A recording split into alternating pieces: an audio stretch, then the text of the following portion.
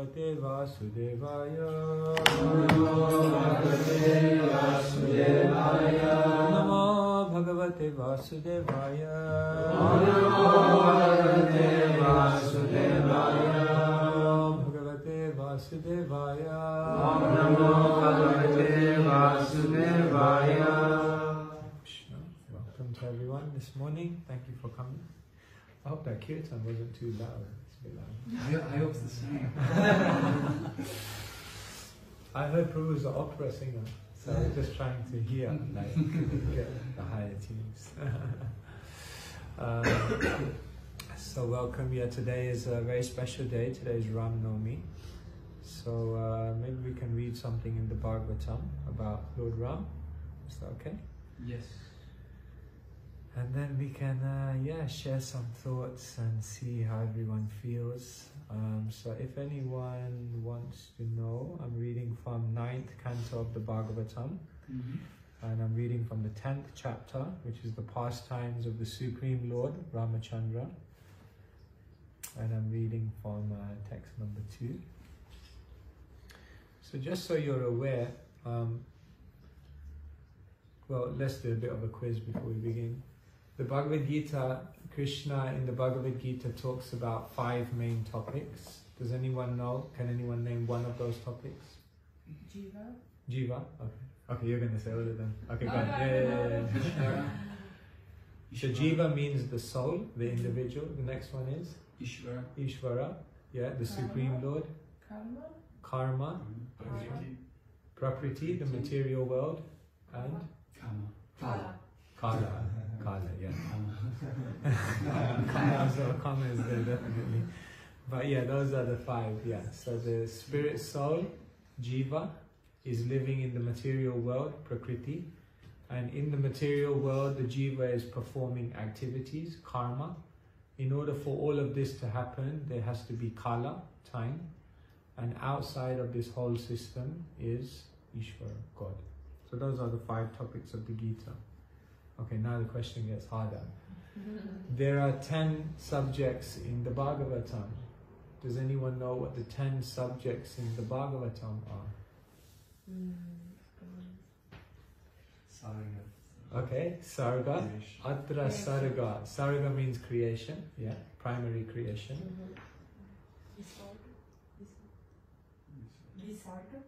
Visarga, yeah, secondary creation. So I'll explain what primary and secondary is in a minute, but let's see if you can go further. Yeah, anything else? Do you think that's talked about as a major topic in the Bhagavatam? Yeah, have a guess. Yeah, the Manus. Yeah, Manus are like fathers of mankind. So Manu comes from, like we have the word man. So man comes from Manu. Manu means the fathers of mankind. Yeah. Maintenance. Yeah, this is called sthanam, like how this planetary system is maintained. Yeah. Yeah. Okay. Yeah. It's there are 10 topics in the Bhagavatam. In a verse from the 2nd canto, it said, Atra sargo visargascha sthanam poshanamutaya manvandare shanukata nirodha muktir ashraya. So I'll explain just very quickly because it's relevant. The first thing the Bhagavatam talks about is sarga, which means primary creation. In order for the material world to be created, there needs to be ingredients. But those ingredients first themselves need to be created. So the ingredients of material nature are the elements of the world, you know, earth, water, fire, air, ether, and then the subtle elements, senses and other things. So this is known as primary creation. So this is the first topic of the Bhagavatam. Then Visharga means secondary creation. So then once all the ingredients are there, then you need a cook. Then you need someone, an engineer. So Brahma is the engineer of the universe. Sometimes people say Brahma is the creator of the universe, but it's not strictly true because he doesn't actually create anything. He just engineers the ingredients. And then he makes the planets, the species, and all the different situations. So this is the second topic of the Bhagavatam, how Brahma does that. Atra sargo visargascha stanam. Stanam means that once he creates the universe, the material world, then there is stanam, planetary systems, which are maintained. So yesterday I was explaining there's 14 planetary systems. So that's the next thing the Bhagavatam talks about. Poshanam means protection or nourishment or care. So once the living entities are in the material world and they're functioning here, how does the Supreme Lord care for them and make sure that everything is going on nicely? Poshanam Utaya. Utaya, Uti means the creative impetus. So what is that thing which makes the world go around? What do you think? What do they say in famous poetry? What makes the world go around? Is it sex life? Well, the original poetry says love makes the world go round. But actually in the material world, in one sense, we can say lust is making the world go round.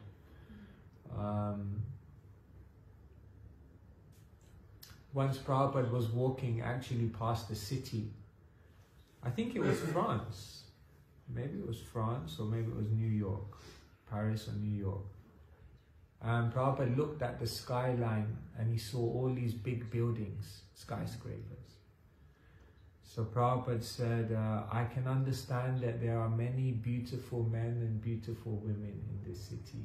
It was like, what's the connection? So it's because as soon as there is attraction between man and woman, then there is all of this expansion of buildings, expansion of different things, because everything begins from lust. So Prabhupada saw the skyline and you could say, yeah, there's a lot of attraction, lust. Lust expands everything. So that's the next topic of the Bhagavatam, creative impetus buddhi. And then Manvantara means the Manus.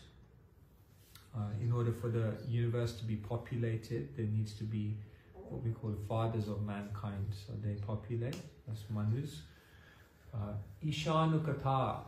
Ishanukata means then the Bhagavatam talks about there's this whole material system going on. So what does the Lord do? Periodically he comes into the world. And when the Lord comes into the world is called what do we call it when the Lord comes? Avatar, yeah. And avatar is an interesting word. Ava means to come, and tar comes from the Sanskrit tarine, which means down. So avatar literally means to come down. So when the Lord incarnates, then it said he comes down. Comes down from where? Yeah, comes from the spiritual world down to the material world to help living entities go back. So that's the 8th topic of the Bhagavatam. Sorry, the 7th topic.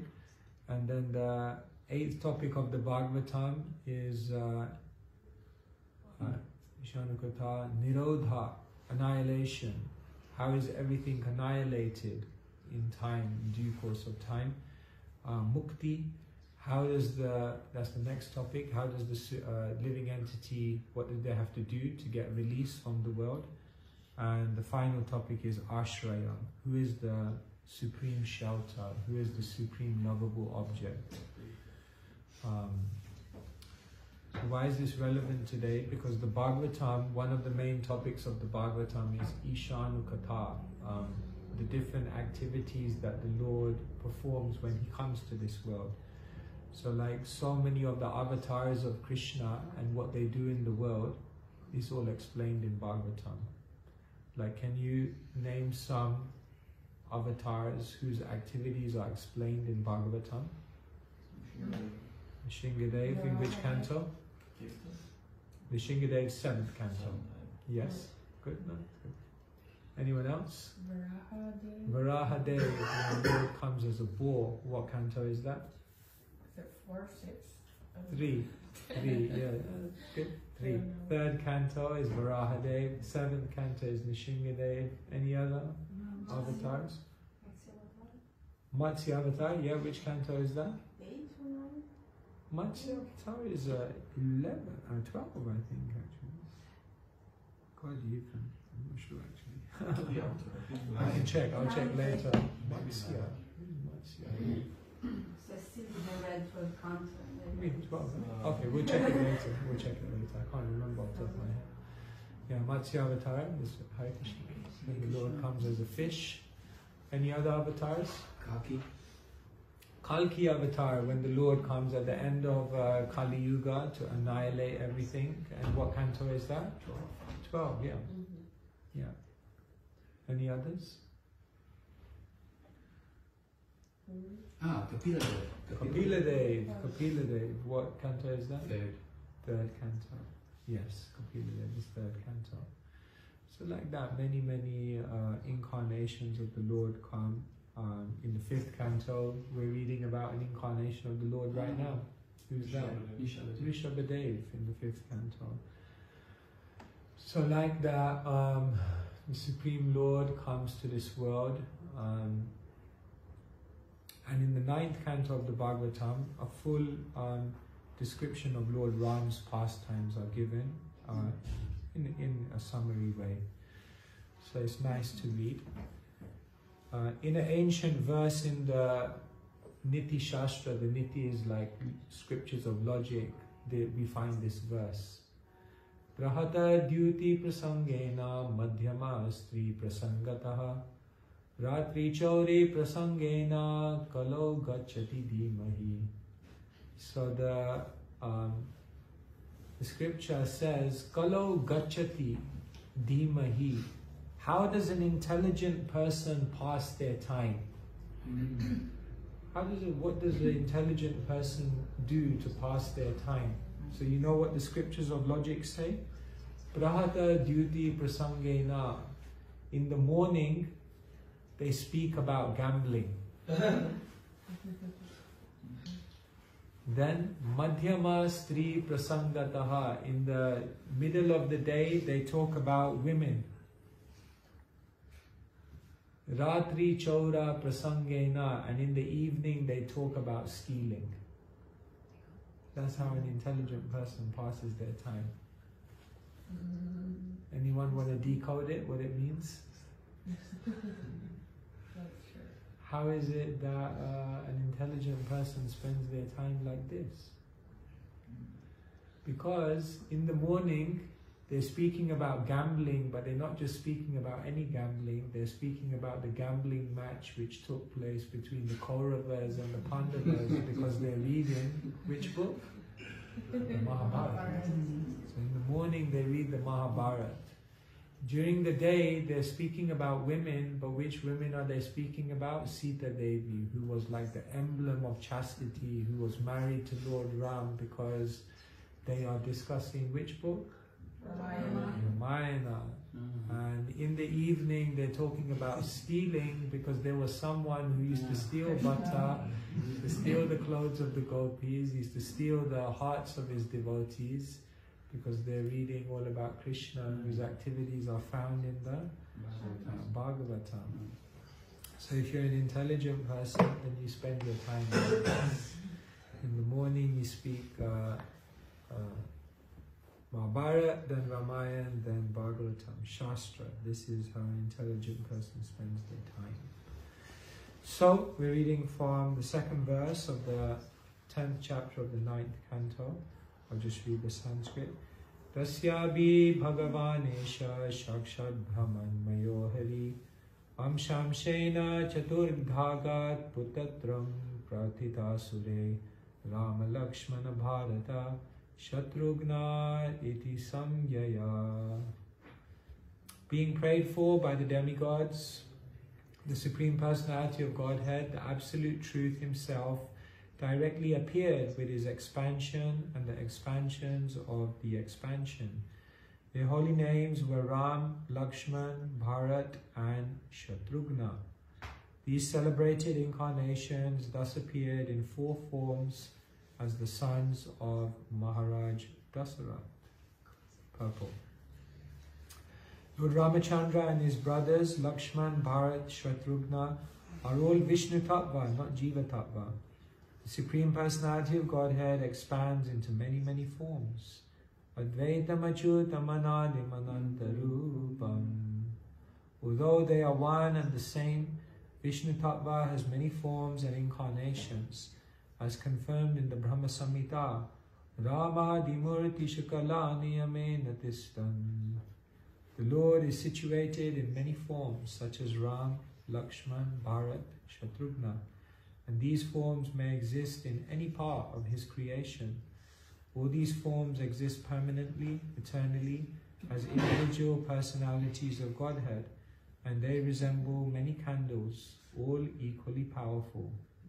Lord Ramchandra, Lakshmana, Bharat, Shatrughna, who, being Vishnu Tattva, are all equally powerful, became the sons of Maharaj Dasarat in response to the prayers by the demigods. Ramachandra Bhagavan ki Jai. So maybe I'll try to give you an overview of the whole Ramayana in 5 minutes. The Bhagavatam is 18,000 verses. You know how many verses the Mahabharata is? 100,000 is said to be the longest poem in the world, much bigger than the Iliad and the Odyssey and all of these books of literature. And the Ramayana, anyone know how many verses the Ramayana is? So 25,000 verses. It's very long. So 5 minutes, we'll do 1,000 verses a minute. 5,000 verses a minute. Ram's pastimes are basically, you can say, in 4 main sections. Firstly, there's the early life of Lord Ram, like how he was born. Lord Ram's father, his name was Dasarat. Dasarat means 10 chariots. It can also mean the 10 directions, because he was such a valiant fighter that when he moved on the battlefield, it felt like he was in all 10 directions at the same time. Have you ever seen, like, when you have a fire, like a firework, and you go like this and you go really fast, then it feels like a circle. It looks like you're seeing the whole circle, but there's just one light, but it's like a circle. It's so fast. So Dasarat was like that. He was an amazing fighter. He was a great king. Everything was perfect. There was just one problem. In life, there's always one problem. Everything's never perfect. So does anyone know what the one problem Dasarat had was? Everything was great, but there was one problem. Couldn't have children. Couldn't have children, yes. Couldn't have children. So it's a long story, but his teacher, Vasistha, came to him and said, okay, we'll do a sacrifice, and from that sacrifice came a pot of sweet rice. And Dasarat, he had 3 wives. His wives were named Kaushalya, Kaikeyi, and Sumitra. So he had this pot of sweet rice, and Vasistha said, if you give this sweet rice, then they will have children. So then he thought, oh, but how to do that, you know? So he divided it into 4 parts. And he gave 1 part to Kaushalya, 1 part to Kaikeyi, and 2 parts to Sumitra, whatever was remaining. So from the 1 part that Kaushalya had, who was born? Who was the son of Kaushalya? Ram. Ram was the son of Kaushalya. And then the son of Kaikeyi was? Bharat. Yes. And then Sumitra, she had 2 sons, and her 2 sons were named? Shatrughna and Lakshman. Yes. So these were the 4 brothers who were born. And here in this verse it's explained that they were all incarnations of the Supreme Lord, expansion of the expansions. So when Krishna comes to this world, he comes in different forms, and he comes with his different associates and expansions. The names are very interesting. Ram means one who gives pleasure to others. Bharata means one who is holding a heavy burden. Lakshman means one who is very wealthy, and Shatrughna means one who has killed his enemies. So later on, we'll learn why these names are significant. Because in Vedic scriptures, the name is not just random. The name, even when you take initiation, is said that the spiritual name you get, it has a special, something special related to you. Every name has something special for the person who gets that name. So sometimes it indicates many, many things. Like say, for example, Duryodhan. Do you know what the literal meaning of Duryodhan is? Dirty fighter. Or Dhritarashtra. You know the blind king, Dhritarashtra. Do you know what the literal meaning of the name Dhritarashtra is? Dhri means to hold, and Rashtra means land. So it literally means one who's holding on to the land. Amazing, huh? Does anyone know what the literal meaning of Ravana is? One who makes others cry. So then you start thinking, like, why would not someone name their child? Why would someone name their child Duryodhana? But Sanskrit is such an amazing language that all of these names also have double meanings as well. Anyway, it's going off on tangent, but names are very, very interesting. So when you get initiated or you get a spiritual name, you have to think deeply because it has something, it has some significance in your life. It's not just random. So they were given all these names, and we'll find out what these names mean. But they grew up together, and they were all wonderful brothers. Everything was perfect. And in time, everyone knew that Ram was the oldest. Ram was so righteous. He was so wonderful that definitely he would become the king. So everyone was happy. No one had an issue with it. But there was just one person in the whole kingdom who had an issue with it. Everyone else was fine. But there was one person in the whole kingdom who had an issue that Ram was going to become the king. And anyone know who that was? Kaikeyi. But Kaikeyi actually herself didn't have an issue herself. She loved Ram. But she was influenced by someone who did have an issue. Her servant. And what was her servant's name? Does anyone remember?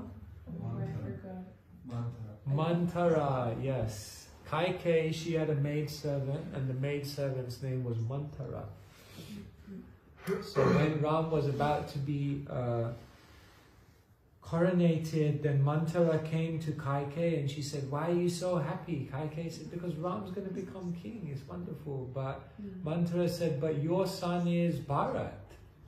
And don't you understand that if Ram becomes the king, then our husband Dasarath, he will give more attention to Kaushalya, because she is the mother of Lord Ram. So you will become neglected." So like this, she started influencing Kaikeyi to think that she's going to lose out if Ram becomes the king. So then Manthara said, "You got to somehow stop Ram from becoming the king, otherwise your future is in jeopardy."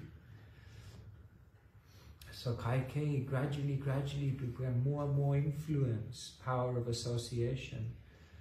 And then eventually Manthara said to Kaikeyi, there's a way in which you can stop it. Because once Dasarath offered you any wish you'd like, and now you can ask him for that wish. And Kaikeyi said to him, "What should I ask for?" And Manthara said, "You should ask that Ram be banished from the kingdom." And somehow Kaikeyi got influenced in that way. So then she went to Dasarath and she said, "Oh, I want Ram to be banished from the kingdom." Dasarath fainted in disbelief. But what to do? He had to hold his word. And so Ram was exiled to the forest. So this is the first part of the Ramayana, how Ram grew up and then eventually he was exiled to the forest. So the next part of the Ramayana is all about how Lord Ram and Sita are in the forest and what happens in their 14 years of exile. But the major thing that happens in the 14 years of exile is that one day one demoness comes to see them, and her name is Shurpanakha. And Shurpanakha is the wife of the sister of Ravan. So one day Shurpanakha comes and she sees Ram in the forest, and she falls in love with Ram. And then she tries to approach Ram saying, I want to marry you, I want to marry you. And anyway, it's a long pastime, but later on Lakshman chases her away and cuts her nose off. That's why Shurpanakha, nak means your nose. So Shurpanakha means one whose nose is cut off. So she chases him, he chases her away, and then she goes back to her brother Ravan, and she wants to get revenge. She wants Ram. But the way that Shurpanakha does it is she says to Ravan that, don't you know there's the most beautiful lady out there? You think you have all the most beautiful ladies in your palace, but there's one lady out there who's way more beautiful, and her name is Sita, and she's living in the forest. And if you really want to find happiness in this life, then you have to capture her. And so she incites Ravan to want to capture Sita. And then there's that whole pastime of how Ravan captures Sita and takes her away. And so this is the next part of the Ramayana, dealing with Ram in the forest and how Ravan captures Sita. And then the next part of the Ramayana deals with how Ram tries to find Sita once she's been kidnapped. So Ram makes friendship with the monkey warriors, and they all go in different directions. And the most famous of the monkey warriors is who? Hanuman, yeah. So sometimes we say in the world they have Spider-Man, Superman, but in the Vedic scriptures they have Hanuman. So Hanuman is like a hero, is a monkey warrior, very valiant. So eventually Hanuman goes to the south of the country, and then he jumps over to Lanka, and then he finds out where Sita is. And then the last part of the Ramayana then deals with how they realize that Sita is in Lanka with Ravan, and we have to go and fight with Ravan and rescue her. And so they build a bridge. They build a bridge to Lanka, and then the whole army goes, and then they have a fight with Ravan, and then they bring Sita back, and then Ram is established back in the kingdom as the monarch, and then they lived happily ever after. So that's basically the whole story of the Ramayana. And in the Ramayana, many different teachings are given. Many different beautiful things are explained. But in essence, we could summarize it like this. Every incarnation of the Supreme Lord has a special purpose. So Krishna, he is known as Leela Purushottam, the Supreme Lord who comes to display the most beautiful pastimes of love. So when we hear about Krishna, basically is drowning our heart in love, because the way Krishna interacts with his devotees is all about love, pastimes of love, prema vilas. So Krishna is known as Leela Purushottam. Chaitanya Mahaprabhu, he is known as Prema Purushottam, because when he comes as the Supreme Lord, he's teaching people how to develop love, and he's displaying love. His whole thing is to help people develop love. But Lord Ram, he is known as Maryada Purushottam, which means the Supreme Lord who shows the ideal example. So when we read Ramayana, when we read all about Ram, then we're learning how to become an ideal son or daughter, how to become an ideal ruler, how to become an ideal partner, how to be ideal in your character, Everything that Lord Ram does is ideal, exemplary. And so when we hear about Lord Ram, there's so much we can gain from his life example and life story. Okay, let me stop there and see whether you may have any specific question or anything you want to know more about with regards to Ram or anything that we discussed today. Anyone would like to ask anything? Yes.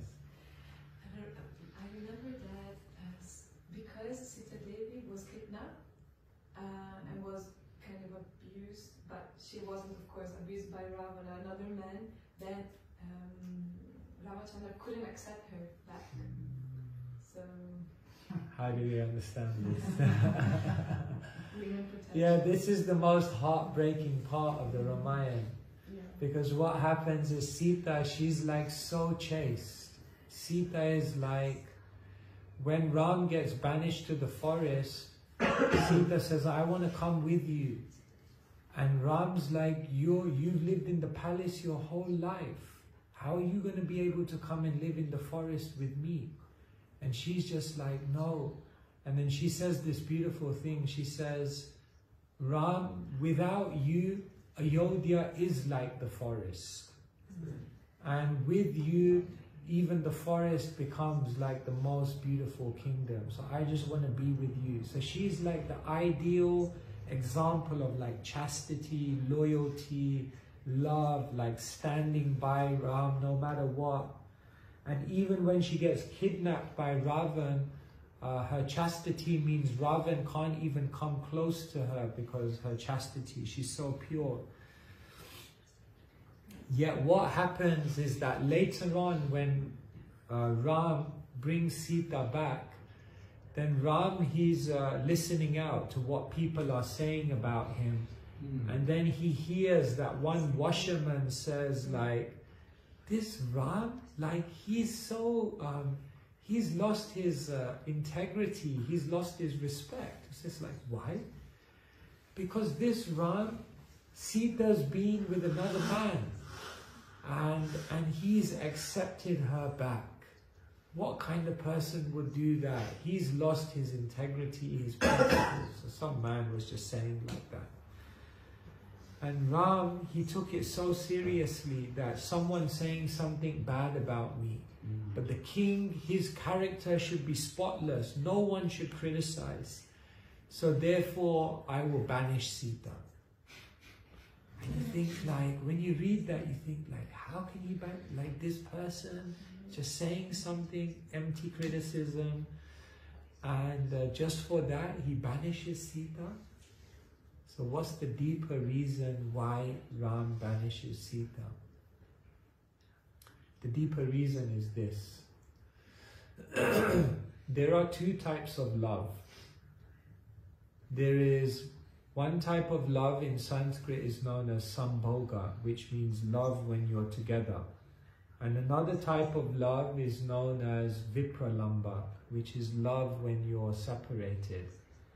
So in English, they have a saying, absence makes the heart grow stronger, or fonder, actually they say. So absence makes the heart grow fonder. So the deeper reason why Ram banished Sita is not because he had a doubt in her character, is not because he there was some defect in his own character, but because by creating a distance between them, then he would actually create a deeper intensity of love and a meeting of hearts between them. So, so Lord Ram wanted to experience love in separation. And so, even though Sita did nothing wrong, he created a separation between them in order to experience a deeper type of love. That's the deeper reason why Ram banished Sita, not because of any other reason. How long did it last? The exile? The rest. Oh, the exile? The Sita's exile. That was for the rest of... Okay.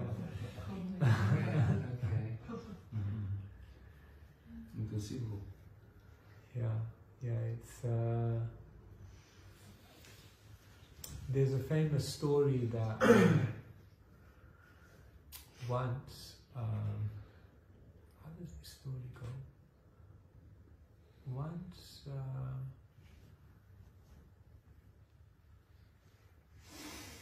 okay, I can't remember. It will come to me in a second.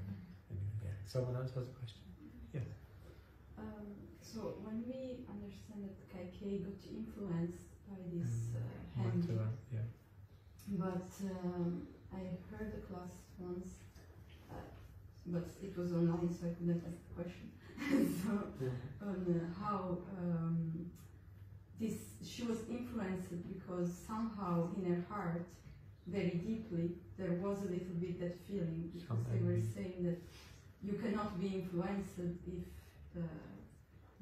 that bad thing is not in your heart, it's not like inside of you somehow. So my question is how to, like, when we have people around us that might give us some bad influences and we feel we don't want to do it, but at the same time there is this part inside of us that wants to respond to this bad influence. How can we let win the part of us that is like? Yeah. I think the other day in Villa Vrindavan I was giving the example of graffiti on the wall, and I was saying there's two ways to make the wall clean again, and one of them is to try to rub it out, but usually that doesn't work. So the more practical way to make the wall clean again is to paint over it.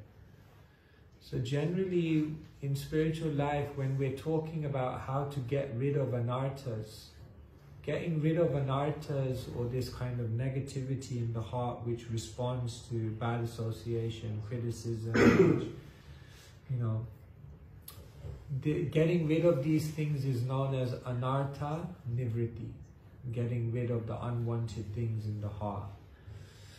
But the teachers explained that while we should try to do that, the other very, very important thing is artha pravritti, which is developing the good things. So generally, if we try to just like stay away from temptation, stay away from bad association, stay away from anything which will bring about this aggravation of the negative qualities within us, if you just do that, most likely you will again fall into bad influence, because how much can you stay separate from these things? So we try to be cautious not to have those kind of influences around us, but the real way that we'll overcome it is by developing positive Krishna consciousness, by developing love, by developing spiritual desires, by painting over all of those things. You know, like our our memory is like a stack. So whatever images have come, they go on the top of the stack. So what happens is that if you put material images in, then it's very it's right there on the surface of your mind. But if you put more and more spiritual impressions, spiritual service, spiritual association, spiritual practice, then what happens is as you put more and more spiritual impressions, then the material impressions go lower and lower into the stack. And so even though they've not disappeared, they're so low in the stack that they don't come into your mind anymore.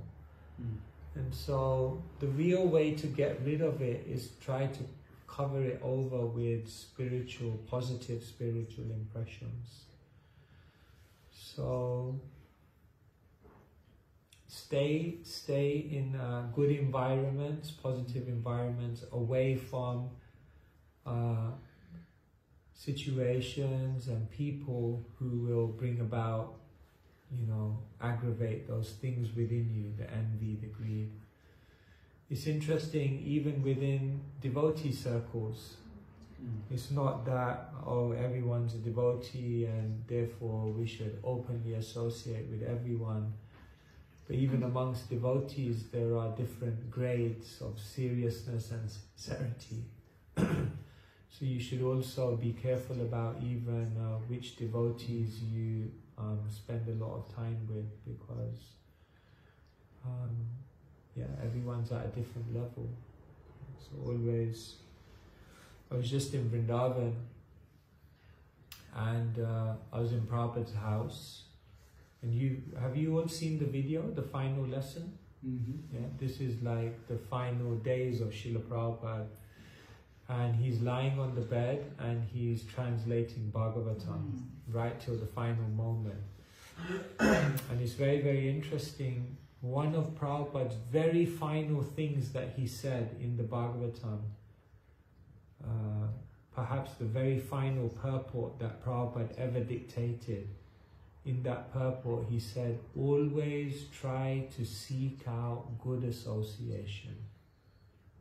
Always try to seek out good association.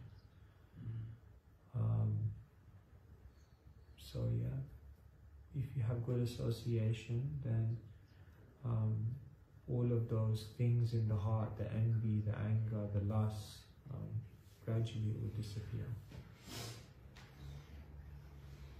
Yeah.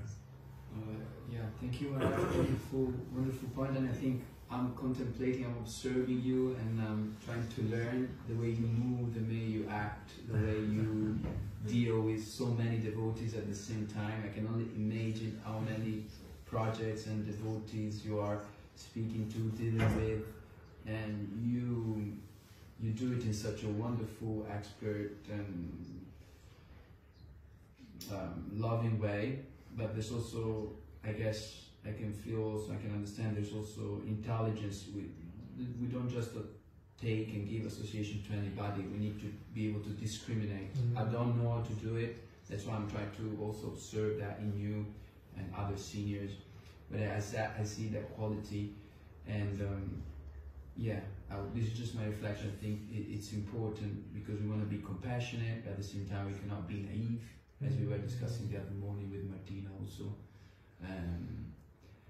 And that's just my reflection. And another question concerning Sita, I heard, because I'm still a bit, my mind is disturbed by the fact that Rama banished Sita for the rest of her life. So I heard that the Sita that was kidnapped by Ravan wasn't the real Sita, because Sita and Ram are always together. Yes. As well as something probably that like Krishna never really left Vrindavan because Radha and Krishna are always together, something like that. Yes. Can you?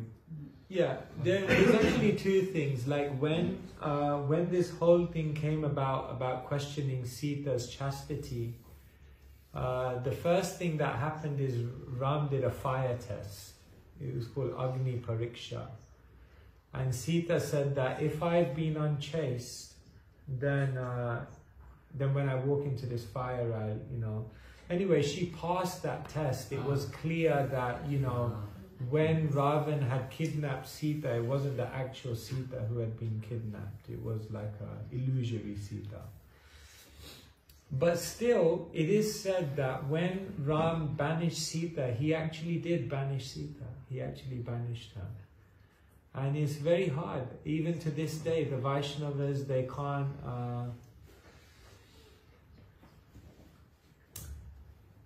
Gogavinda Maharaj used to explain it like this. Like you can have a mango, right? So imagine there's a mango, you can have different types of mango. You can have a green mango, which is unripe. You can have a golden mango, which is like ripe, juicy. And you can have a darkish mango, which is like kind of, we can say, a little spoiled. So he would say Krishna is like the darkish mango. He's a spoil. In a nice way. He's always doing mischievous things, he's playing tricks, he doesn't always follow his word, he steals, he does all kind of unspeakable things. So Krishna, he's a mango, he's the Supreme Lord, but he's spoiled. You know. And then he used to say the golden mango is like Chaitanya Mahaprabhu. He is like, just, you see, like if a mango is very ripe, as soon as you touch it, immediately the juice comes out. So Chaitanya Mahaprabhu is like that. He's just so magnanimous, so kind, just giving so much. Golden, beautiful, ripe. Very sweet. And then Gogavinda Maharaj said, Ram, he's like a green mango. He's a mango. He's the Supreme Lord. He has all the qualities. But he's green. He's not ripe. The full sweetness of God has not come out. So sometimes when you see Ram, it's like he's the Lord, he's doing the right thing, he wants to be a good example, he banishes Sita because, you know, he has to be a ruler and everyone has to trust him. But you think, where's the sweetness? So in Ram, the full sweetness of God is not being manifested. And so, because Ram came with a specific purpose, and his purpose was to show like how to be exemplary. Now you may say, but it's not very exemplary to banish your wife. What kind of example is that? But it's not that he exactly banished her. He sent her to the ashram, where she would be cared for, where she would be protected, and provided her with everything. But because he had a duty to be a king who was above suspicion, then he put that as priority, because remember, he was coming as the Supreme Lord to be exemplary, to show the exemplary. Even after hearing all of this, it still breaks the hearts of the devotees. Even when we hear why Krishna left Vrindavan, it still breaks the hearts of the devotees. But when it breaks the heart of the devotees, it actually creates another sense of deeper connection as well. This is the mystery. Like in Sanskrit, separation is known as viraha. Yeah, you heard this word? Viraha. Viraha is a Sanskrit word which means separation. But viraha has a double meaning. Vishesha rahasya unmilam. So viraha means separation, but viraha also means vishesha, which means special, and rahasya unmilam means confidential meeting.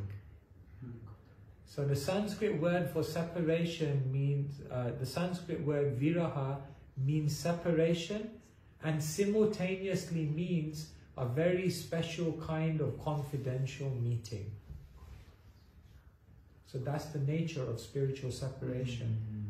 That in spiritual separation, you actually feel more connected, more close, more more intensely involved with that person.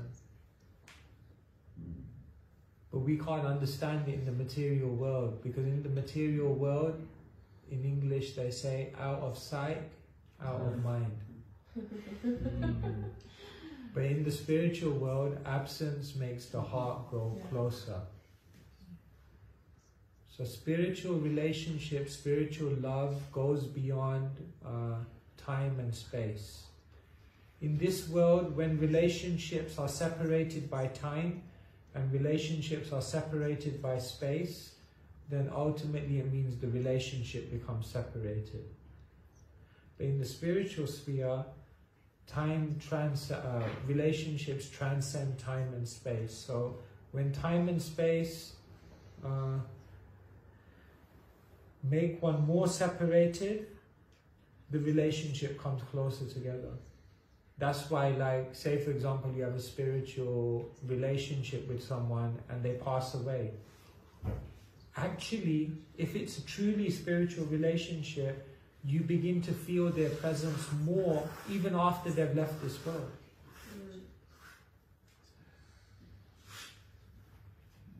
So, at the same time, you feel separated from them. How's that possible? I don't know. We'll have to find out. I heard a lecture by my Gurudev, Dad Radharani. When she's with Krishna, she sees one Krishna. Yeah. Or when she's separated from Krishna, she sees 1,000 Krishnas. Yeah. Because she sees Krishna everywhere. In the bees, she sees him in the trees, in the, like all over Vrindavan. She sees him everywhere. Rupa Goswami quotes this verse, and Radharani says, if I would have the option of being with Krishna or not being with Krishna, I prefer not to be with Krishna, because when I'm with Krishna, I see one Krishna, but when I'm separated, I see Krishna everywhere. But at the same time, when Krishna leaves Vrindavan, then Radharani is like, wow, stopping him, where are you going? Govinda Damodara Madhavedi. She's singing, they're crying. But at the same time, when they're separated, she feels an intense type of love. So it's all paradoxical. Spiritual love, you can't understand it on the level of the intellect.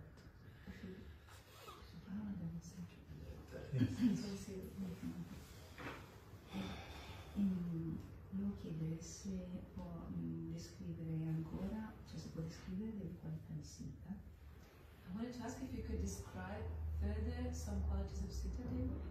E se Sita rappresenta un femminile universale, quindi che riguarda tutti gli esseri umani. And if Sita represents a universal type of femininity that is of every living entity. Dove se è una femminile che riguarda appunto anime che hanno corpo. Or it's a femininity that is concerned to, or it regards with the feminine body, or is universal femininity. Yeah, beautiful. I guess we could see Sita Devi's qualities in many ways, but one of the most important qualities of Sita Devi, which is representing the feminine aspect, is the quality of chastity. And what we learn from Sita Devi's life is her chastity to Lord Ram. When she was to get married, there was no question, only it could be Lord Ram. So there was the famous pastime of the lifting of the bow. No one could lift it, but only Ram could lift it. When Ram was being banished to the forest, there was no question, chastity, I have to be with Ram. Later on, when she was kidnapped by Ravan, there was no question of compromising with Ravan, chastity to Lord Ram. And even at the end, when Ram banished Sita, there was no question, chastity to Lord Ram. If he wants to banish me, then I should go. There was no argument there. At every moment, Sita Devi was chaste to Lord Ram. What this means in a deeper way is complete alignment of desires. Chastity basically means that there's a complete alignment of desires. Now, the chastity of Sita Devi represents the chastity that every soul should have to Krishna. We say chastity is a feminine quality, yeah? Generally, whenever we talk about chastity, we talk about women being chaste to their husbands, isn't it? We don't really talk so much about men being chaste to their wives. We always talk about it the other way. Chastity is seen as a feminine quality. But now we have to understand that all of us are actually female. In the ontological sense, I don't know how you say ontological. In the ontological sense, everyone is female because we're all Prakriti, and the enjoyer is who? The Supreme Lord, God, Purusha. There's only one Purusha, and all of us are Prakriti. there's a famous story. Srila Prabhupada, he didn't necessarily believe that this was true, but still, they say it in Vrindavan. And what they say in Vrindavan is that Jiva Goswami was living in Vrindavan. He was a great renunciate follower. And one time Mirabai came to Vrindavan. You know Mirabai? She was a lady saint who had said, I'm married to Krishna, I've given my heart to Krishna. She was traveling as a saint. And she came to Vrindavan, and she came and she sent a message that I want to see Jiva Goswami. I heard he's a great saint. So the message came to Jiva Goswami, and Jiva Goswami sent a message back to her saying, I understand you're a great devotee, but I'm a renunciate and we don't meet ladies. And she sent a message back to Jiva Goswami saying, everyone's a lady. Because everyone is Prakriti, the energy of Krishna. And apparently Jiva Goswami said, yes, you have defeated me. So some people agree with this story, they don't. But still it has a teaching for us. So the feminine quality that Sita Devi represents is chastity. And that chastity is actually the chastity that every soul is trying to achieve in this world, which is a complete alignment of desire with Krishna. That there comes a point in life when we just naturally make every decision in our life. We naturally see everything in our life. We naturally move our life in such a way that it's all from the point of view of Krishna. Now, it's very hard to imagine, how can you ever live a life like that? But you get a glimpse of it, like you're a mother. So you have a glimpse of that, like when you're a mother and you're bringing your child up, there comes a point where everything in your life, you're not really seeing it from your point of view, you're seeing it from the point of view of your child. All the decisions, all the way you live your life is from the point of view of how will this help my child. You get a glimpse of that. So eventually our relationship with Krishna becomes so deep in that way that everything in life we're seeing from like Krishna's point of view, that kind of chastity. There are many other qualities we can learn from Sita, but just something.